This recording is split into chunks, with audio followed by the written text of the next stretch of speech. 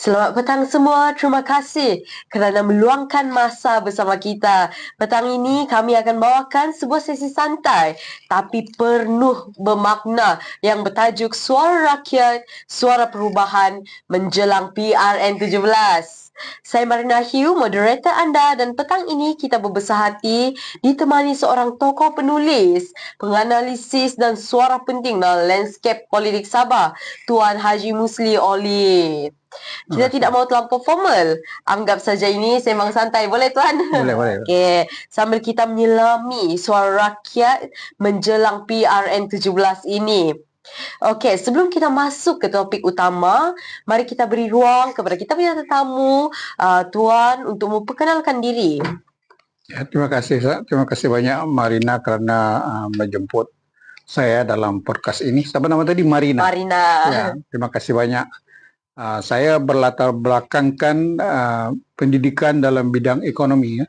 Saya lulus daripada Universiti Malaya tahun 70, masuk 79,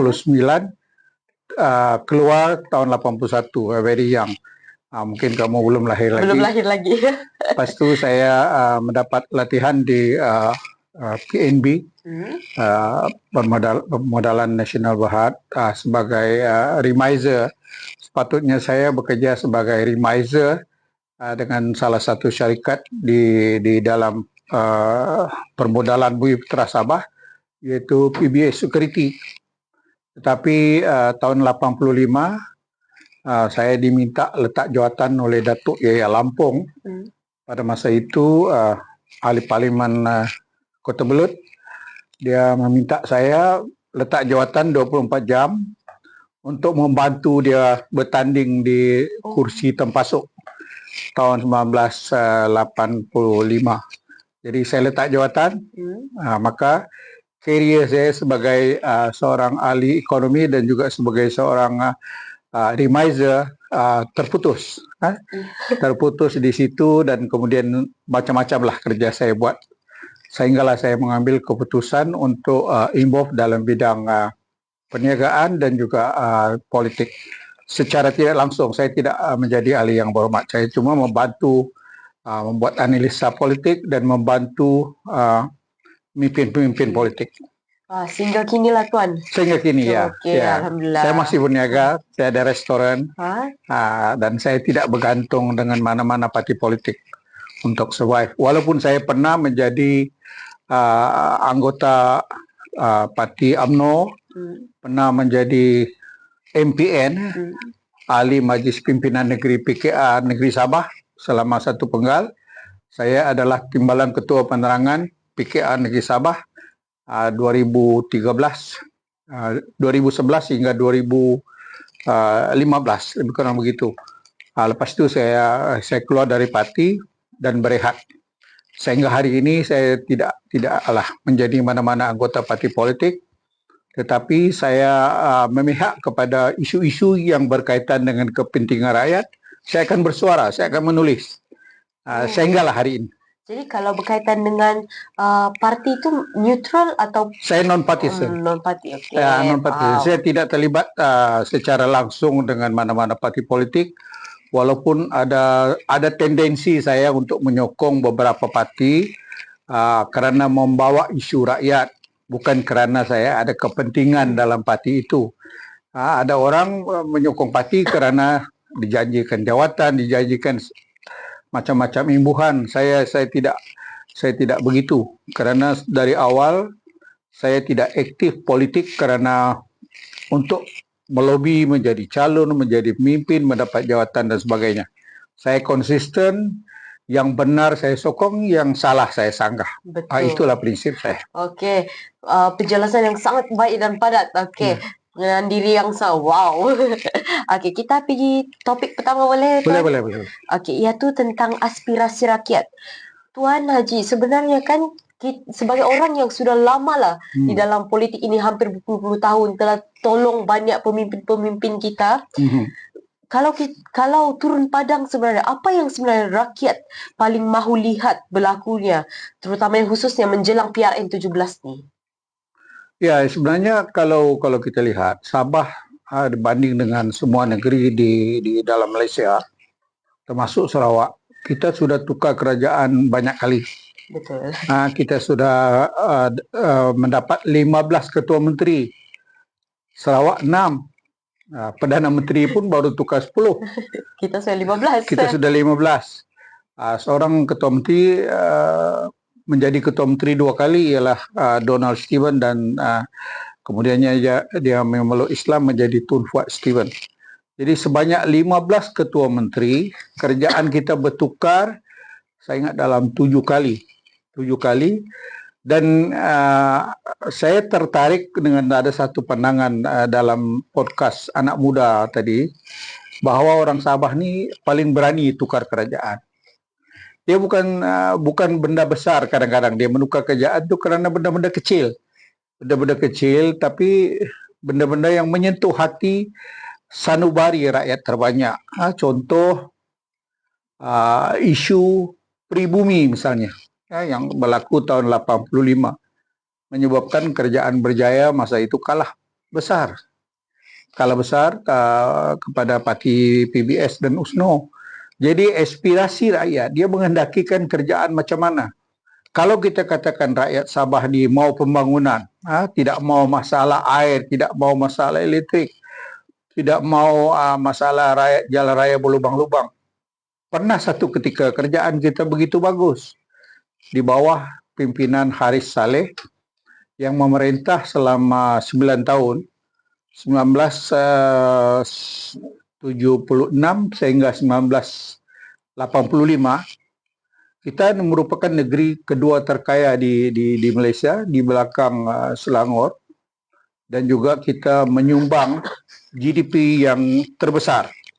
Tetapi pada pilihan raya 1985, Parti Berjaya kalah. Berarti aspirasi rakyat tidak dipengaruhi oleh keperluan dari segi pembangunan.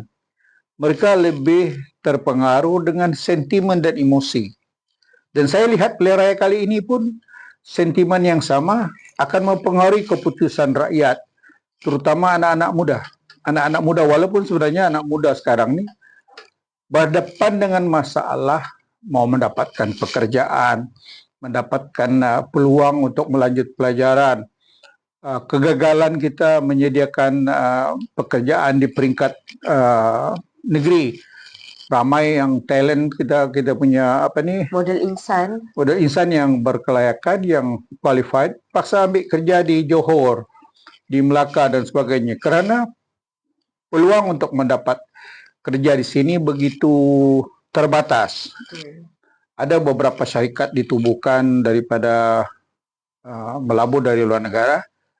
Kemudian dia kata menyediakan peluang kerjaan untuk rakyat Sabah. Apabila student kita yang graduan kita memohon, hanya jawatan-jawatan peringkat buruh saja diberi pada Sabah. Manakala golongan profesional engineer daripada China, daripada Korea, daripada luar negara, daripada negara itu sendiri. Ini sesuatu yang sangat ini macam scammer lah. Dia ambil kesempatan, dia mendapat beberapa insentif daripada kerajaan negeri, misalnya insentif daripada tanah yang murah, kemudahan cukai dan sebagainya. But at the same time, dia tidak menyediakan peluang pekerjaan kepada anak-anak muda. This is isu-isu yang cuba kita ketengahkan supaya kerajaan negeri bersikap lebih tegas dan lebih telus. Betul. Berterus terang bahawa perkara ini tidak sepatutnya berlaku. Kita akan deal dengan syarikat itu. Jangan bohong. Kalau kamu boleh bagi pekerjaan kepada 30,000 rakyat Sabah, betul-betul 30,000, bukannya bagi untuk jadi buruh, untuk jadi cleaner. Kemudian yang jawatan yang besar diberi kepada golongan profesional dari negara lain. Betul, itu sangat realiti yang menyedihkan. Ya. Okey? Okey, baiklah, terima kasih Tuan. Kita beralih kepada topik 2, iaitu tentang politik Sabah. Okey. Okey, politik Sabah ni dia memang terkenal dengan ada keunikannya. Cepat berubah, penuh warna. Daripada pandangan Tuan lah kan, bagaimana rakyat menilai perubahan politik ini sebenarnya? Dari tadi saya sudah cakap kita banyak kali tukar kerajaan. Sebenarnya konsep dan prinsip demokrasi itu begitu diamalkan di Sabah. Itu sesuatu yang bukan unik, sebenarnya sesuatu yang biasa. Yang unik itu bila di peringkat persekutuan dia mengambil masa 68 tahun, 68 tahun 68. untuk mereka tukar kerajaan BN. Di Sabah kita tidak ambil masa begitu lama. Tahun pertama kali kita tukar kerajaan 1967 pilihan raya yang pertama, di mana berlaku free for all, kerajaan kerajaan perikatan di bawah APCO pada masa itu menentang kerajaan menentang USNO. Kemudian tahun 76 USNO pula lawan dengan berjaya. Lepas tu PBS pula lawan dengan berjaya. So banyak kali kita sudah bertukar kerajaan dan saya seperti yang saya jelaskan, saya tidak nampak satu perkara besar yang mendorong kepada perubahan kerajaan itu selain daripada sikap pemimpin Sabah yang berebut jawatan ketua menteri. Sehingga hari ini pun perebutan itu berlaku dengan masing-masing parti politik yang ada itu untuk position diri dia. Nak bergabung dengan parti ini, nak bergabung. Bukan bergabung itu kerana kepentingan negeri. Dia cakap mungkin dia bilangnya untuk kestabilan politik dan sebagainya. Sebenarnya bukan itu niat politik. Niat sebenarnya untuk diri sendiri, untuk position diri dia. Ya, di mana kalau dia tidak menentang parti ini, dia akan selesa menang di kursi dia. Dia akan mudah. Dia bukan berfikir bahawa ini peluang parti politik, parti pemerintahannya untuk mengganti kerjaan yang memerintah. Tetapi dia berfikir untuk dia kekal sebagai wakil rakyat. Jadi ini yang saya nampaklah. Kenapa berlaku suara-suara terutama daripada anak muda yang benar-benar maukan perubahan. Tapi soalannya perubahan macam mana? Perubahan apa yang sebenarnya mereka perubahan mahukan? macam mana? Ya. Kalau kita lihat sekarang ini, parti-parti heavyweight di Sabah ini belum ada satu parti yang menonjol yang boleh lead kerajaan. Contoh dulu senang. Sebelum Barisan Nasional kalah pada 2018, 3-4 pilihan raya sebelum itu asal bertanding, BN misalnya bertanding 60 menang 59. Bertanding Parlimen 25 menang 24. Pilihan raya sebelum 2018. Hari ini sebelum pilihan raya ini tidak ada satu parti yang menang clear majority. Maka terpaksalah beberapa parti-parti politik akan mengadakan kerjasama dan bergabung. Begitu juga di peringkat nasional baru-baru ini apabila PH tidak mendapat majoriti yang banyak. Dia menang 74 kursi kalau tidak silap. Manakala PN mendapat 80 lebih. Tetapi 74 itu bergabung dengan BN 30, dia mendapat 112. Yang menangkan itu just bergabung. slight majority. Dia bergabung. Dan ini saya nampak akan berlaku pada pilihan raya negeri Sabah.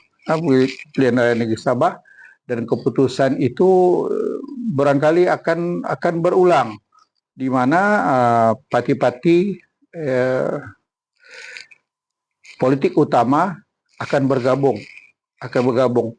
Tetapi mungkin ada satu parti politik yang enggan bergabung. Sebab macam Warisan, dia sudah awal-awal cakap, kami hanya bergabung dengan rakyat, kami go solo, kami bertanding 73. Jadi kalau kepada orang yang tidak paham politik, bagi mereka itu perkara biasa. bagi kita yang paham politik, itu perkara luar biasa. Macam mana kau bertanding semua kursi, bermana kau tidak mau ada siapa-siapa lagi dalam kau punya gabungan kerjaan. Betul. Mana kau tidak mau parti lain. Bermana parti-parti lain itu bagi you tidak relevan lagi.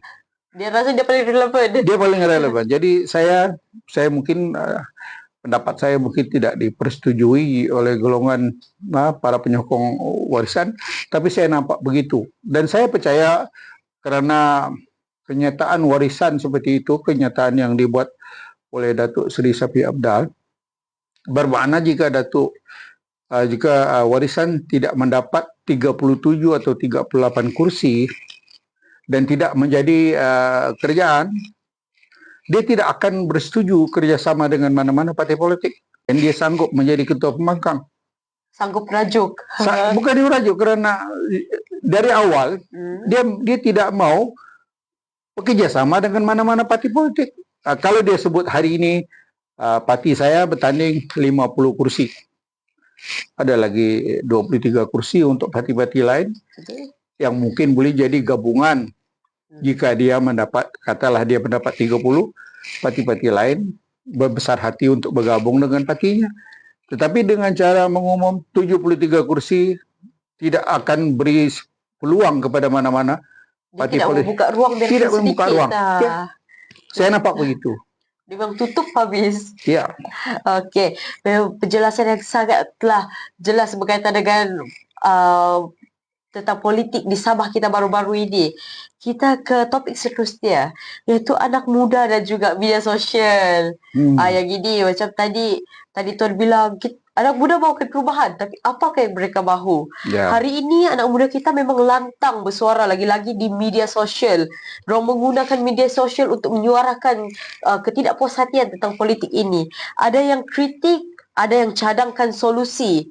Adakah mereka hanya sekadar bersuara di alam maya atau benar-benar mampu mempengaruhi keputusan PRN 17? Saya ingat ini pertama kali first time voters, 18 tahun mengundi. Sebelum ini, pilihan raya sebelum ini belum lagi kan. Ini yang pertama kali. Dan saya dijangkakan ada 25 hingga 30% pengundi adalah first time voters. Ya, masalah kita, saya pun pernah muda juga, muda dari Marina pun pernah. Orang muda ni dia ego besar. Dia ego besar. Kadang kuku belum panjang, taring belum tajam, sudah belagak menjadi harimau. Jadi kucing pun belum boleh.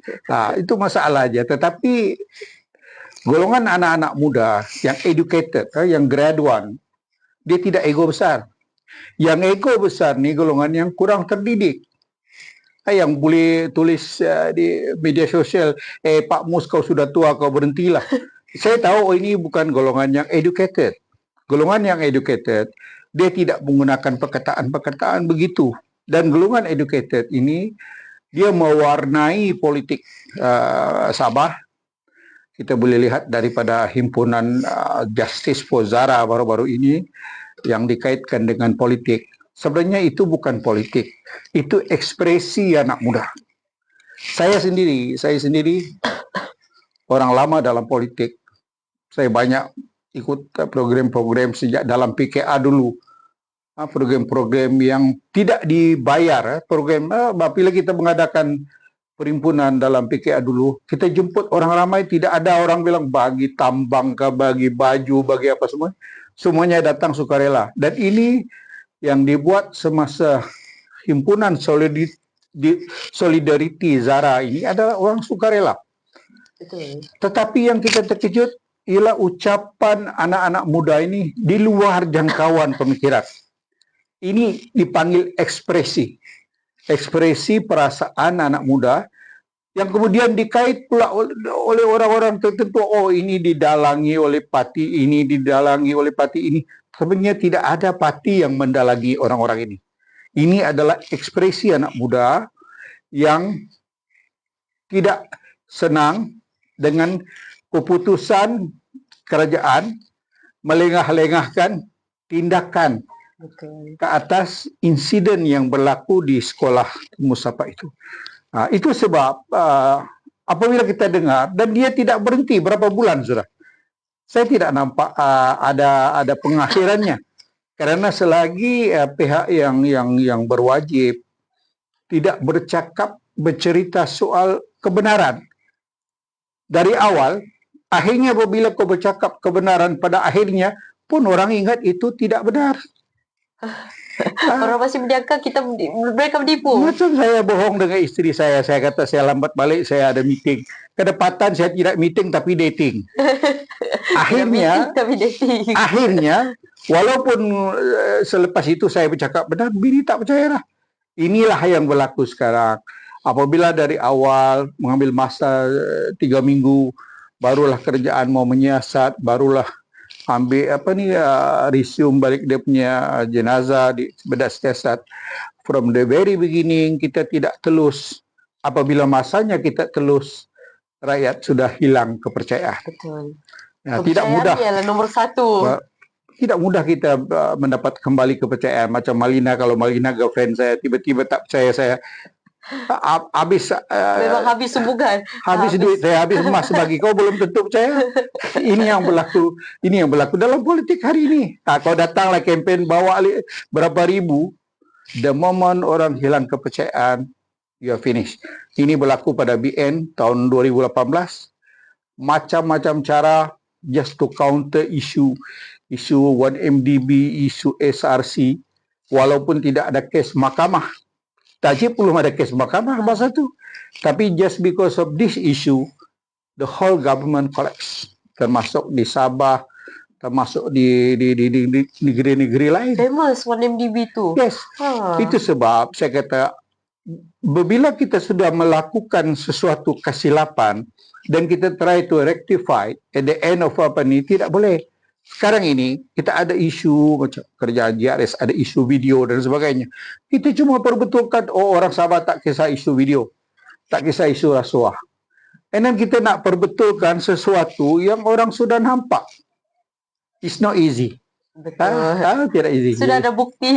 Dia bukan bukti, tapi orang nampak. Macam saya, kalau kau nampak you punya boyfriend hari ini nampak keluar dengan perempuan, besok dia mati-mati nafi, kau tidak akan percaya. Nampak dengan mata. Betul ke tidak? Ya, jadi it is not easy, terutama orang muda, untuk convince mereka. Katalah, saya dalam PKR, I go fight. This is the issue. Kita buat untuk Sabah. Saya mau PKR lead the government. Tidak semudah itu. Anwar Ibrahim ambil masa dekat 30 tahun just to convince rakyat untuk dia menang dan menjadi Perdana Menteri. Itu pun ditipu banyak kali. 2018 ditipu oleh Tun Mahathir. 2 bulan lagi dia menjadi Perdana Menteri. Tun Mahathir jatuhkan kerajaan yang dia menang atas tiket PKR. Jadi tidak semudah itu untuk kita. Untuk UMNO, even untuk UMNO kembali menjadi kerajaan pun bukan senang. Betul. Sesuatu yang terhilang itu tidak mudah. Begitu juga untuk warisan yang memerintah 26 bulan. Setelah itu convince rakyat untuk kembali menyokong warisan. Orang tanya, apa kau buat 26 bulan? This is the thing yang tidak mudah kita yakinkan. Macam JRS. Kau mau suruh rakyat Sabah sokong JRS. Yang kau 4 tahun setengah apa kau buat? Jadi ini benda-benda yang persoalan anak muda. Bukan orang tua-tua ini tak berapa banyak soal. Orang muda itu.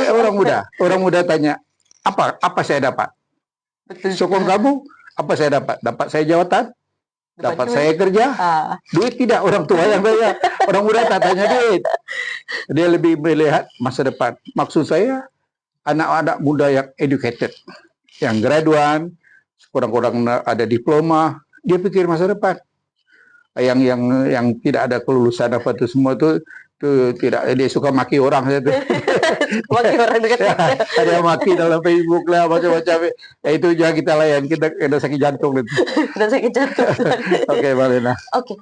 Jadi itulah kenapa Tuan maksudkan Sabah sekarang dia tidak ada parti yang betul-betul menonjol begitu. Tidak ada dominan. Yang sangat berpengaruh buat masa ini kerana media sosial ialah warisan. AI pun warisan yang hebat. Yang lain tu masih terkial-kial lah. Orang kuat mengantam. Tidak, bukan juga mengantam. dia untuk kita menarik perhatian rakyat, menarik pembaca. Kau mesti sedikit kurang ajar. Kalau kau bersopan balik-balik assalamualaikum, tiada orang tengok kau punya video. Balik-balik ayat Quran saja separuh sudah tu. Jadi mesti agresif sedikit. Agresif sedikit. Mesti agresif. Baru orang tengok.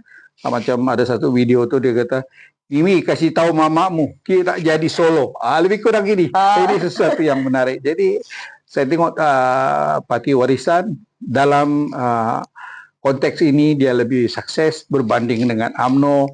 Even PKR pun walaupun satu ketika dulu PKR ni yang paling hebat lah. Kalau dalam video ni masa zaman-zaman sebelum jadi kerajaan, bila jadi kerajaan lemah sikit lah, sampai kenyataan menteri je apabila di highlight tiada orang jawab. Semua buat dia saja, kau mampus kau punya hal lah. Macam kes yang dia kata RM100 boleh hidup sebulan tu. Siapa pertahan dia? Tiada. Saya betul lah. Dulu kami lain, kami diarah. Masa saya dulu tibalah ketua penerangan PKR. Apabila ada isu membabitkan pemimpin PKR pusat, kita arah pimpinan PKR penerangan di peringkat bahagian untuk mempertahankan pemimpin. Betul. Sebab kita masa itu pembangkang. Sekarang sudah jadi kerjaan, masing-masing jaga periuk dia. Masing-masing jaga periuk. Okey. Dan kita ke topik keempat, iaitu berkaitan dengan kepimpinan. Kalaulah rakyat Sabah ni kan dia boleh memilih ciri pemimpin yang bagaimana mereka dambakan sebenarnya, yang dekat dengan kawasan atau dekat dengan rakyat, bersih dan integriti, atau yang berwawasan ekonomi sebenarnya. Ya, kalau kita tengok 15 ketua menteri Sabah, kita sebenarnya mendambakan seorang ketua menteri seperti Abang Jo hari ini di Sarawak. Kita seorang yang boleh menggunakan kebijaksanaan mengurus ekonomi Sarawak dengan baik. Ini yang kita mau. Apa yang diberi oleh kerajaan persekutuan kepada Sarawak diberi juga kepada Sabah dari segi hak Petronas, memberi hak gas, petroleum dan sebagainya. Tetapi pemimpin kita tidak bijaksana seperti mana Sarawak. Sarawak menggunakan undang-undang, menggunakan peluang yang diberikan itu dengan menyediakan syarikat-syarikat yang boleh membawa keuntungan kepada Sarawak. Sabah tidak. Ini akan lebih detail nanti, akan kita bincang kemudian bagaimana kita kerugian dari segi peluang itu. Dan banyak perkara apabila Sarawak mencadang kepada Sabah, why not kamu beli saham Borneo? Dia tawar kepada Sabah untuk membuat airline business ni mungkin 30-40 bilion. It is very high risk business. Tetapi dalam masa yang sama di Sabah ni kononnya kita mau ikut cara Sarawak, kita mau ikut politik Sarawak, tidak mau didominasi oleh Parti Melaya dan sebagainya. Tapi benda-benda macam ini kita tidak berani pula committed. Tapi tiap hari umum ada untung 7 bilion, ada hasil. Just to invest 5-6 billion kita tidak berani untuk memperkukuhkan hubungan Sabah dan Sarawak dalam menuntut hak kita dalam Malaysia Agreement. Jadi saya tidak nampak di Sabah sekarang pemimpin yang mendekati kualiti pemimpin Sarawak, Premier Sarawak. Barangkali Presiden Warisan Datuk Seri Safi Abdal mempunyai kualiti seperti itu dalam mempertahankan dan juga dalam menuntut hak-hak Sabah. Tetapi selain dari Datuk Safi Abdal, saya tidak nampak pemimpin Sabah yang lain, termasuklah Datuk Haji Ji ke, Datuk Masidi ke. Kalau Datuk Masidi itu setakat tumbuk meja, siapa pun di kedai beliat tu semua orang tumbuk meja, tiada pun capai apa-apa. Takkan berunding tumbuk meja, kau sudah hebat. Adalah Saya di kedai kopi saya banyak orang tumbuk meja pasal bil RM2 kurang. Jadi tiada masalah.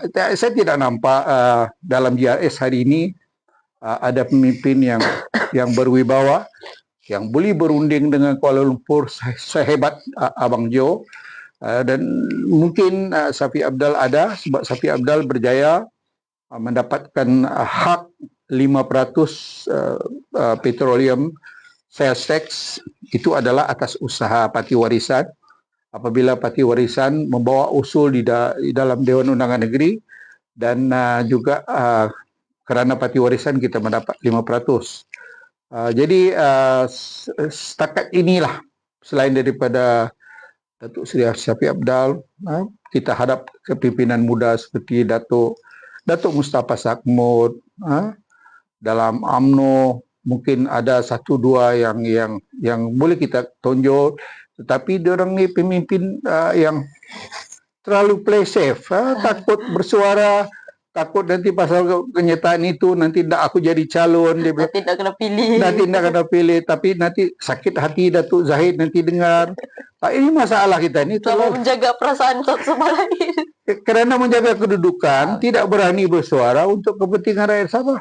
Jadi saya tidak terfikir di kalangan kepimpinan hari ini ada yang menonjol, kecuali kita ambillah beberapa orang yang mungkin sekarang government servant is going to retire very soon, suruh letak jawatan. Suruh letak jawatan. Macam semalam saya jumpa dengan seorang pemimpin dari Kudat, dari Pitas, Datuk Harun Ismail. Saya kata, you should resign now. Tinggalkan buat CEO, because the moment you masih lagi CEO syarikat itu, kepimpinan melihat kau tidak juga perlu sangat jawatan jadi wakil rakyat, jadi menteri ini, sebab kau sudah gaji CEO pun dekat 100,000. Saya kata besok kau resign and declare you punya intention mau menjadi wakil rakyat, bertanding, tak kira parti apa pun. Betul. And then kau seorang yang boleh bercakap soal oil and gas, soal modal insan, because dia seorang yang brilliant, best student daripada Form 5, sama-sama dengan saya di Universiti Melaya. Jadi saya minta, harap ramai pemimpin di luar sana yang qualified, very good leader, tetapi di belakang, pemimpin yang di depan ni semua yang grade tingkatan 5, grade 4. Grade 4. Grade 4. Bukan grade 3 pun, grade 4 jadi menteri, jadi ketua menteri. Jadi sedih lah. Betul. Sebab pada pandangan saya, kalau kita pada Sabah dipimpin oleh orang-orang yang kurang berpendidikan, begitulah keluar outcome dia. Betul. Dan yang paling penting, basic education ni sebenarnya di peringkat Form 5. Apabila di peringkat Form 5, orang tu sudah dapat grade 3, grade 4 tu, it's gone lah. Because pemilihan pelajaran ni daripada tingkatan 5. Di situ level pendidikan itu kita sudah tahu. Sebab itu dulu Universiti Melaya dia ada program asasi sains, diambil dari tingkatan 5. Dan semua itu orang-orang yang bijak, termasuk yang timbalan ketua menteri sekarang, Datuk Joachim Gunsalam, itu daripada asasi sains, daripada matrikulasi, daripada Form 5. Orang-orang ini memang orang-orang yang memang mempunyai kebolehan yang luar biasa. Okay. Baik, terima kasih Tuan. Sebagai penutup perbincangan kita pada petang ini, apakah harapan Tuan? Kenapa kau tutup? Allah, mesti bukan baik. Okay. Right. Apakah harapan Tuan sendiri terhadap PRN 17 ini? Ya, harapan saya memang kita harapkan satu pilihan raya yang aman, damai, tidak ada rusuhan, tidak ada sentimen kaum agama seperti berlaku di Indonesia hari ini, di mana kerana just a small mistake, kerana ada seorang dua pemimpin mengeluarkan kenyataan yang salah, akhirnya seluruh rakyat memberontak. Di Sabah ini kita belum sampai level di situ. Tetapi saya risau kerana sentimen di lain-lain daerah tidak sama dengan daerah. Contoh, daerah yang paling aman di Sabah ni saya ingat daerah Ranau. Tak tahu, mungkin kerana sejuk. Jadi kurang bahang dia. Ya, tapi kalau kau buat isu di Tawau, di Sendakan, dia akan menjadi begitu besar. Begitu juga di beberapa kawasan.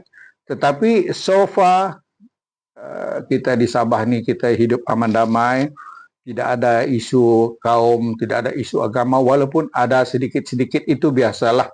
Dan harap kalau kita pun berlaku perselisihan paham, kita selesaikan selepas pilihan raya ini. Harap parti-parti yang menang dapat bergabunglah, bergabung membentuk kerajaan. Janganlah ada cuba tikam belakang seperti yang berlaku di pilihan raya dulu, pasang calon bebas itu ini. Saya dengar di Kudat pun banyak sudah pasang calon bebas. Bapak bertanding di satu dun, anak dipasangnya calon bebas di dun lain. Duit terlampau banyak, jadi sudah gila politik. Gila. Kemudian ada pula satu dipasang anak sini bertanding, pasang pakcik sini bertanding, pasang ipar di sini bertanding. Saya rasa this time untuk Sabah menolak politik seperti ini. Kita pilihlah pemimpin walaupun tidak popular, walaupun tidak terkenal. Kita pilihlah pemimpin yang pada kita, pada rakyat Sabah, yang kita boleh invest masa depan kita untuk orang-orang seperti ini. Okey, baiklah. Terima kasih, Prof. Memang saya Prof. Prof salah. Saya sudah Prof hari ini. Tersasul. Ya, panggil Pak Mus saja. Ya, boleh. Tentang cinta tiga segi. Kalau tidak tertunai. Ya, kemarin malam Datuk Seri Zahid sampai sahaja di airport. Dia dalam hujan-hujan renyai-renyai. Dia tidak sempat singgah di restoran Pak Mus. Dia terus ke pejabat UMNO, mesyuarat Biro Politik, dan setelah dorong elaborate panjang lebar, dia membuat pengumuman bahawa BN mengambil keputusan menolak cadangan Perdana Menteri yang sebab Perdana Menteri kalau boleh dia mau parti-parti yang pro kerajaan tidak bertanding sesama sendiri. Jadi keputusan BN Datuk Seri Zahid Hamidi itu menolak kerjasama dengan DRS. Bermakna dalam perkara ini BN hanya mengekalkan kerjasama dengan PH yang diumum pada Mei 2025. Lebih awal diumum kerjasama dengan ini, dan Datuk Saifuddin Nasution selepas Masyarakat Agung PKR sudah berucap masa penutupan itu bahawa jajaran kita ialah kerjasama BN dan PS di Sabah untuk dikekalkan sehingga pilihan raya di peringkat persekutuan. Jadi isu JRS ini sebenarnya tidak timbul kerana saya melihat PS perlu UMNO BN untuk pilihan raya 2026 atau 2027 kerana UMNO adalah parti yang akan membantu PKR PS untuk menentang PN, iaitu PAS dan Bersatu, di mana JRS tidak boleh main peranan ini di peringkat persekutuan. Jadi itu yang disebut cinta tiga segi, di mana di kawasan-kawasan tertentu PS bertanding, JRS tidak akan bertanding, BN tidak akan bertanding, tetapi PS akan berdepan dengan warisan dengan parti-parti lain. Jadi boleh dianggap PH ini main dua kolam lah. Main dua kolam. Dia main dua kolam. Ya. Jadi kolam BN dia selamat, di kolam JRS dia selamat. Sebenarnya dia tidak selamat, dia kolam mana pun dia kena makan juga. Cuma PH ini dia mau create satu situasi bahawa kalau boleh berilah saya kursi selamat di kursi UMNO misalnya. Dia mau kursi yang agak selamat di mana dia tidak dikacau. Begitu juga dengan kursi-kursi di contoh saya bagi Petagas misalnya.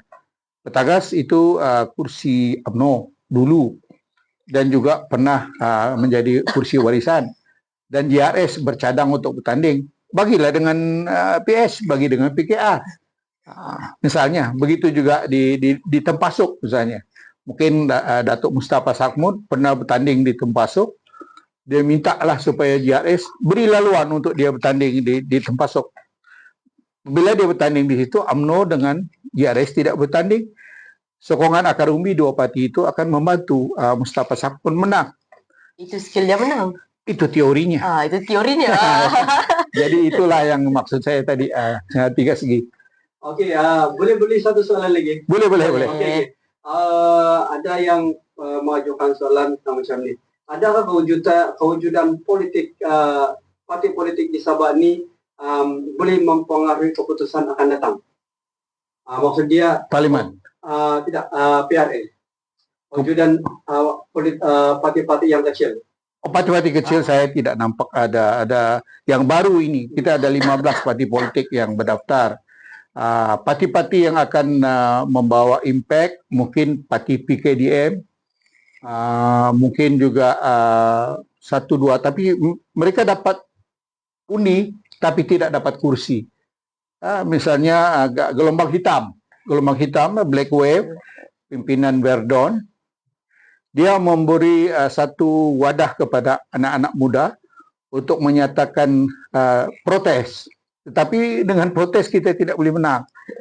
Dengan protes dia mesti ada mengurus dengan baik. Ada logistik dia. Even PBS tahun 85, walaupun parti itu baru 3 minggu ditubuhkan, tapi sentimen itu bukan 3 minggu, bertahun-tahun sudah. Manakala yang Black Wave ke, parti impian ke, parti rumpun ke, parti-parti ini not organized, tidak organized, dan tidak ada leadership yang menjadi ikon orang. Kalau dia ada satu pemimpin ikon ataupun pemimpin pujaan ramai tiba-tiba mengetuai parti politik. Contoh KJ lah. Kalau KJ ini orang Sabah, tiba-tiba buat satu parti politik, itu confirm dia menang 45 kursi. Betul-betul. Tetap dia memang sudah ada dia pujaan ramai. Kalau setakat letak Datuk Idris, letak Verdon Bahanda, these people belum lagi dikenali sebagai seorang yang sanggup menghilang jawatan, sanggup hilang duit, sanggup hilang harta mempertahankan Sabah, belum ada lagi. Jadi saya tidak nampak parti-parti kecil ini boleh memberi impact. Setakat memeriahkan demokrasi saja. Memeriahkan, memenuhkan ruang. Ada lagi. Okey, kita ambil satu lagi ya. Dia beritahu sini ada satu parti dia dilahirkan di tepi jalan, tapi di Sabah dia dilahirkan dengan himpunan. Pendapat Tuan Haji? Parti yang seperti ini kita dimomokkan dengan himpunan to Justice Pujara lah. Kalau ada. Adakah itu yang mempengaruhi keputusan akan datang?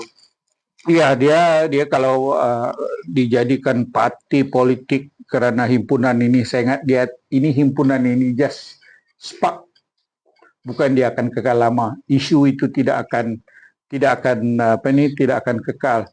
Berbanding dengan penubuhan parti keadilan dulu, parti keadilan rakyat, dia kekal kerana dia menuntut keadilan terhadap Anwar Ibrahim yang dipercayai oleh para penyokongnya, dia dianiaya.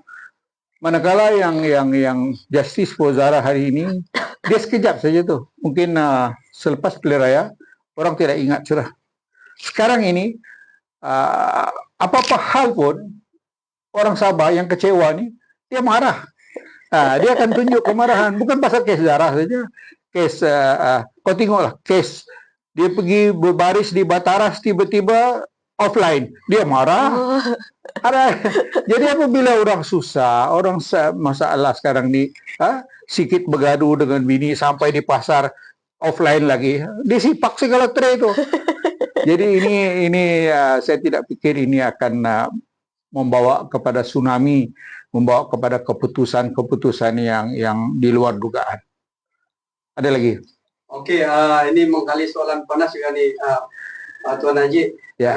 Berkenaan dengan untuk keputusan akan datang, ada kita punya netizen yang menyatakan, menurut ramalan Pak Mus, kemenangan siapakah yang akan dominan akan datang?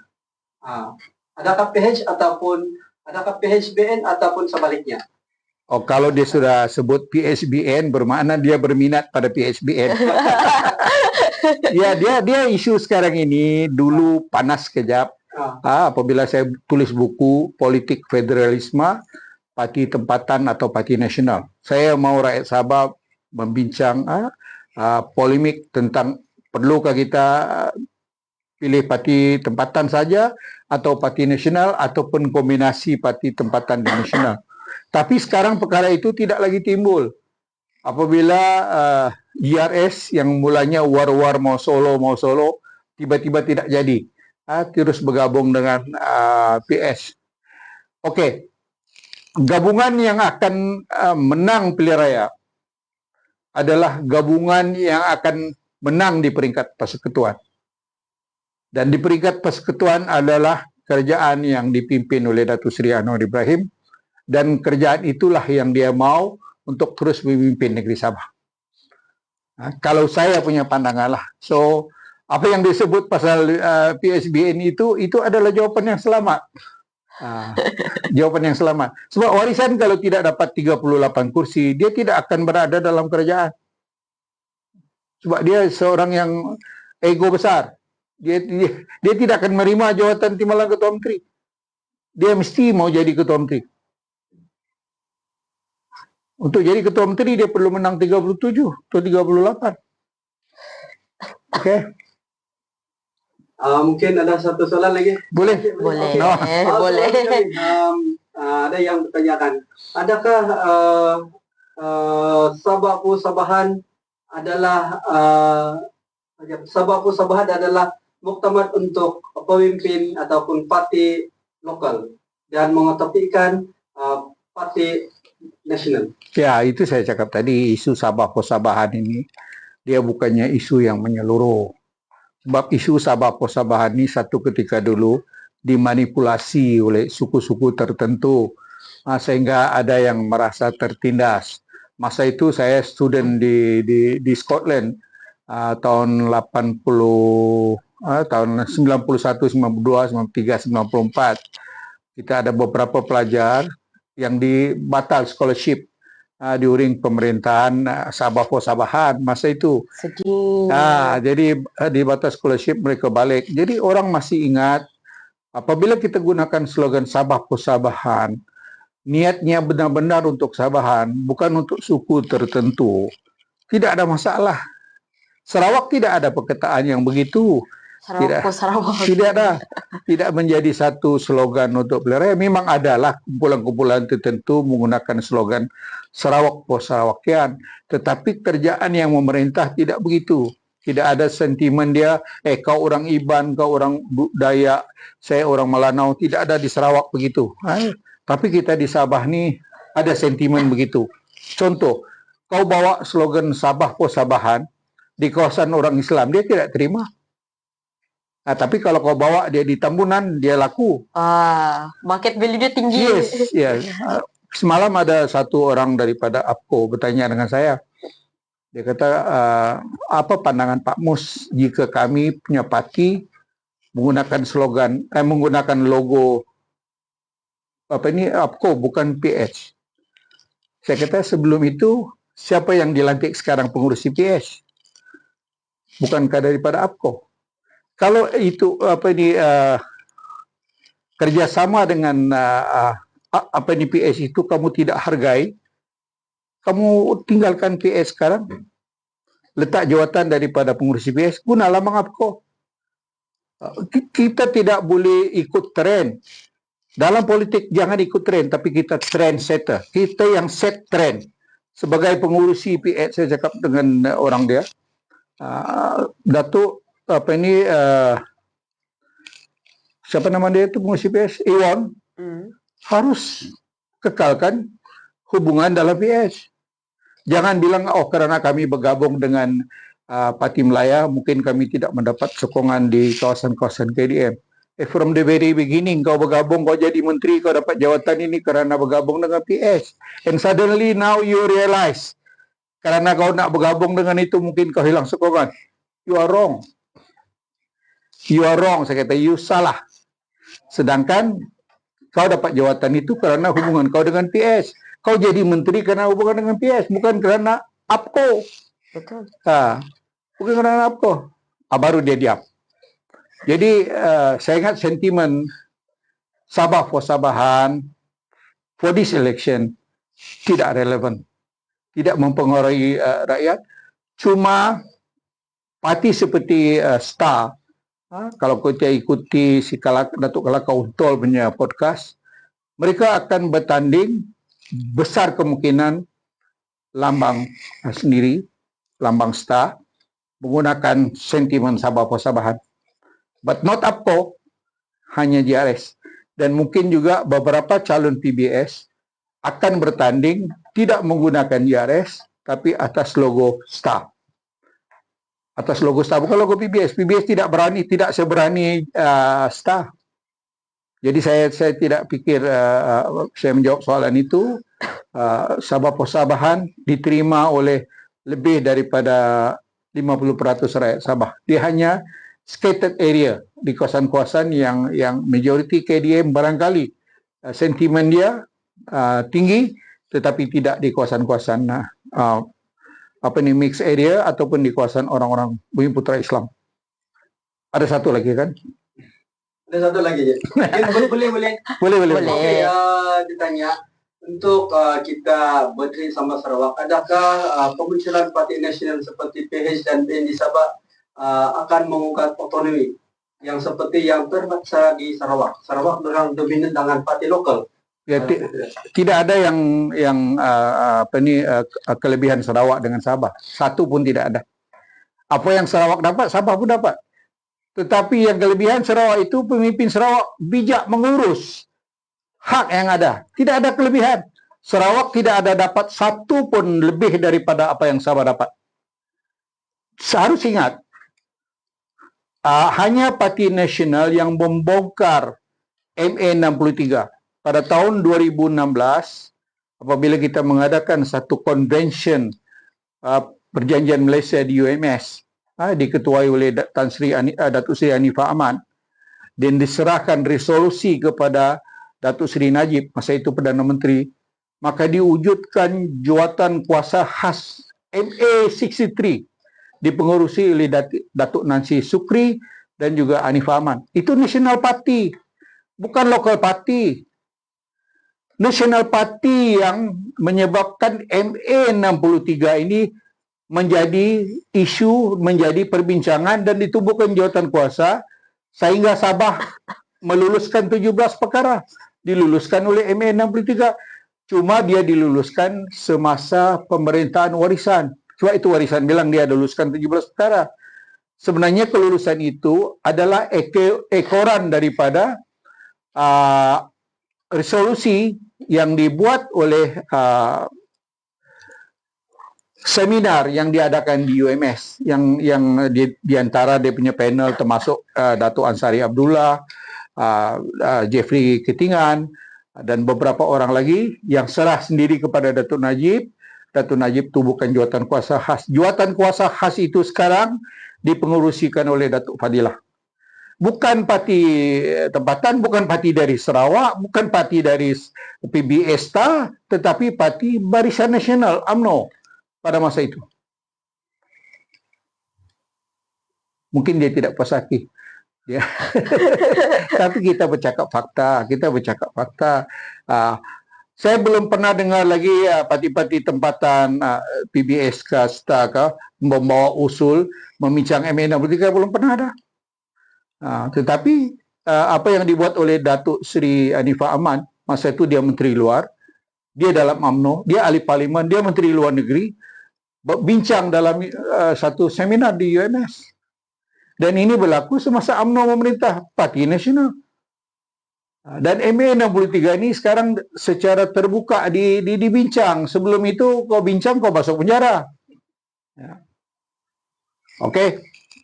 Ada lagi satu tu. Ada lagi satu. Okey, dia cakap, adakah pemimpin orang lama yang tidak kompeten perlu ditukar kepada orang baru? Tukar. Ya. Tukar, kita tukar. Tukar. Tetapi masalah menukar ni bukan dalam pilihan raya. Masalah menukar ni kita tukar dalam parti. Contohnya dalam UMNO kita tengok ini tak boleh pakai, sudah umur 70 lebih, ini itu rumah pun sudah besar macam istana Raja Siam, kita mau tukar. Macam mana kita mau tukar? Kita bukan pemimpin dalam parti itu. Kita bukan pun ketua cawangan. Begitu juga dalam JRS, tengok muka nih, tengok 78 tahun sudah masih lagi jadi menteri. Jadi menukar ini bukan kerja kita. Menukar ini adalah kerja pemimpin dan presiden parti yang ada di Sabah ini.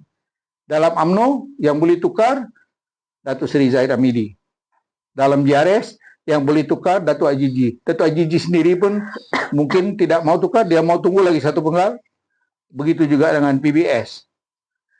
Begitu juga dengan STA. STA pun sudah 80 tahun umur. Datuk Jifri berapa umur dia? 80. Jadi saya rasa dalam pilihan raya ini, kalau kau mau tukar, kamu jangan undi lah. Tidak peduli apa parti dia, apabila kamu nampak jalan pun macam ada gaut, sudah jangan undi. Saya masih oke lagi kalau saya calon. Ada soalan lagi itu, alas. Saya rasa alas tadi. Alas. Oke, sekiranya BN dan PH sahaja yang bergabung, bagaimana dengan pembahagian kursi? Ini dia bercakap pasal. Buat apa lagi bagi? Kalau PS dengan BN boleh bertanding 50 kursi, buat apa bagi lagi? Dia perlu menang 37 saja. Perlu menang ni 37. Kalau BN dengan PS boleh dapat 37, ataupun campurlah parti-parti kecil, PKDM, boleh dapat 40. Tak payah gabung, tak payah bawa yang lain itu. Tetapi biasanya kalau di peringkat persekutuan, kita tahu Datuk Seri Anwar ni dia cuba bukan setakat pilihan raya Sabah, dia pun mau menang jadi Perdana Menteri. Kalau boleh dia panggillah semua parti-parti ini bergabung, satu gabungan yang diketuai oleh PHBN ataupun BNPH. Yang mana sebut dulu itulah Ketua Menteri. Kalau saya sebut PHBN, PS Ketua Menteri. Kalau saya sebut BNPS, BN Ketua Menteri. Jadi itu yang kemungkinan berlaku. Jadi dia soal lagi tu. Ada betul lah.